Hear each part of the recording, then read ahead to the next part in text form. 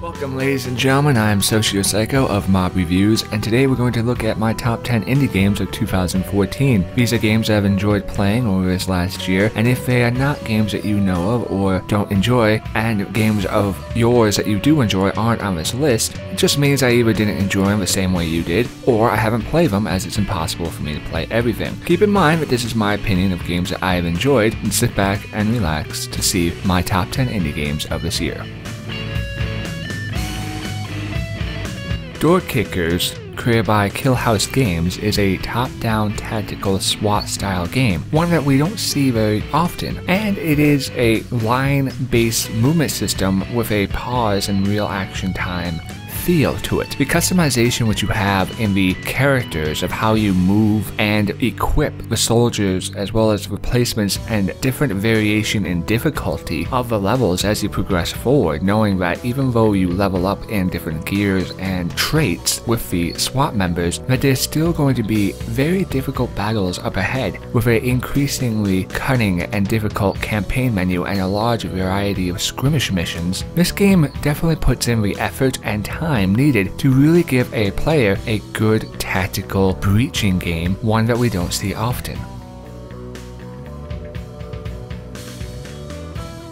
One Finger Death Punch by Silver Dollar Games. Now this is a very simplistic game, and yet sometimes simplicity is the best way to go, especially when you do it right. One Finger Death Punch may just be about a martial arts combat system which all you need to do is use two buttons, the left and right movement keys. It is the fluidity in combat, the feeling of awesomeness, that really drive the game home. Now it does have some minor graphical issues in the texturization of the game. Some better graphics in the background definitely would have been nice to set a nicer or smoother atmosphere, as everything is moving fast paced, but the feeling and enjoyment you get from the game still holds its own.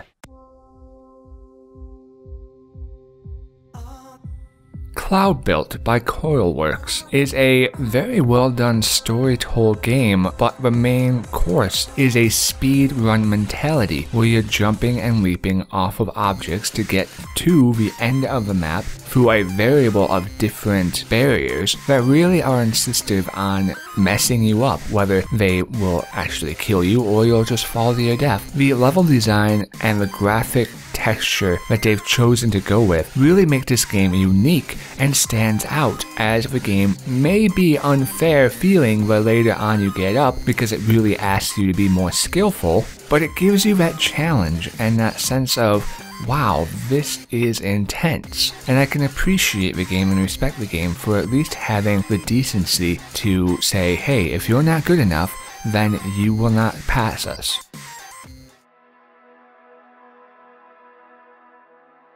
Never Alone is more of a platformer storytelling game by Upper One Games. Now why exactly would this be number 7? And it's because of the cultural heaviness of the subject matter. There is a lot of actual real world culture, as the game is based off of the Inuit Alaskan people and their stories. The game is done in a narrational sense and a storytelling sense, which really drives home a cultural feeling, as if you're listening to an elder tell a story. The way the game is done and the atmosphere and the extras that they have in the game really propel it as a documentary and also enjoyable platformer. It may have some minor issues here and there, but overall, the game runs smoothly and it really tells an interesting story.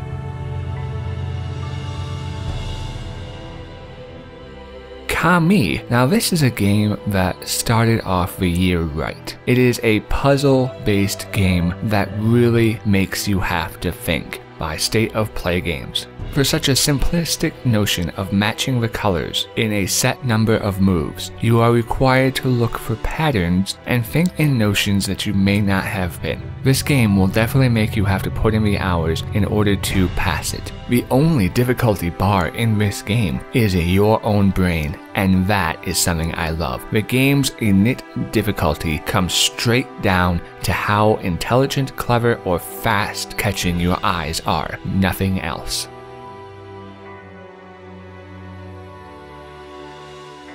The Atlas Cube by Liquid Flower is a beautiful game. It is probably the most therapeutic game that I have played this entire year, and it is now sporting as well Oculus Rift. The music and the detail, the structure and the puzzles, they all tie together to really give a sense of ambrosia. It has this wonderful sense of just relaxation tied right into it.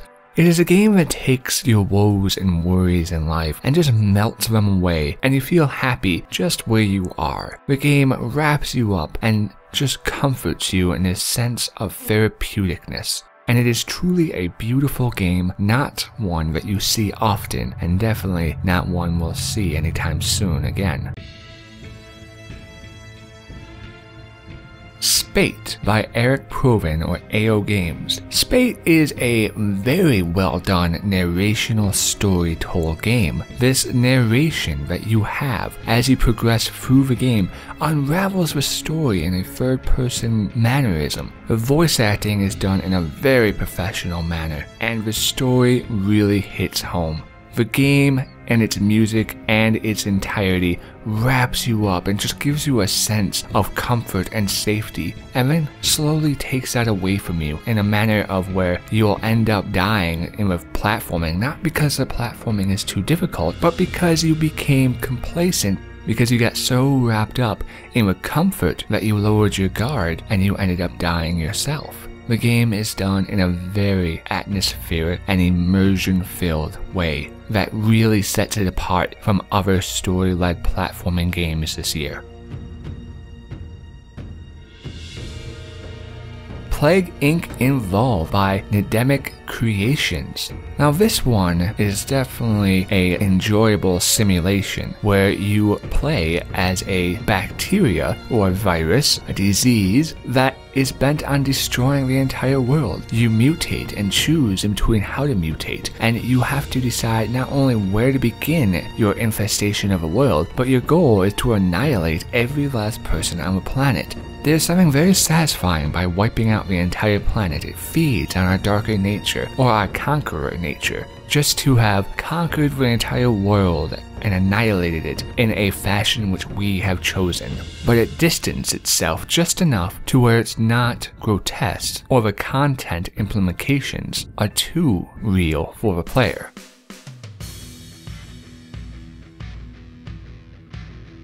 The Incredible Adventures of Van Helsing 2 by Necro Games. Now I enjoyed the first one when that came out, and when the second one came out I enjoyed it as well. This is a hack and slash style of game where you continue from where you left off in the first game, although you don't need to have played the first one in order to understand or enjoy the second. Why this is on the list is because they have learned from their first mistakes in the first game. They've better and improved upon what they have had in the first game. The amount of enjoyment from the hack and slash element and the character choices and selections that you have available are done very well. The game feels like a sequel in its truest sense. You have a sense of progression and powerfulness. You are gaining and growing. The story told is done well, and you feel the next chapter in your adventure has been completed. The game has put in the effort that was needed to improve upon the first.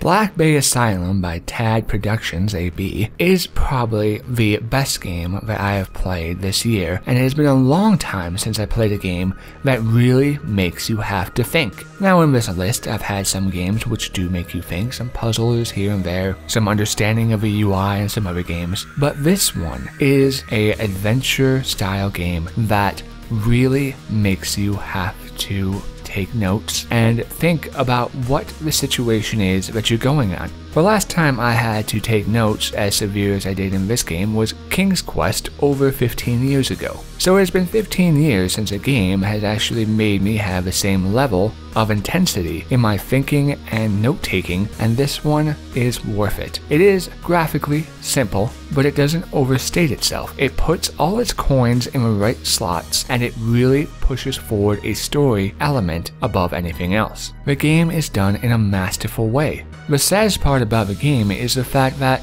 I know it's going to be quite some time before another game comes along and makes me have the same experience and enjoyment that this game gave me, forcing me to actually think or actually have to take notes in order to get through a puzzle area or some variation. The game does not just hand the answers to you, it respects you as an adult, and it tells you if you want to succeed, then you need to actually put in the effort, not none of this new age bullshit where everybody gets a trophy for just showing up.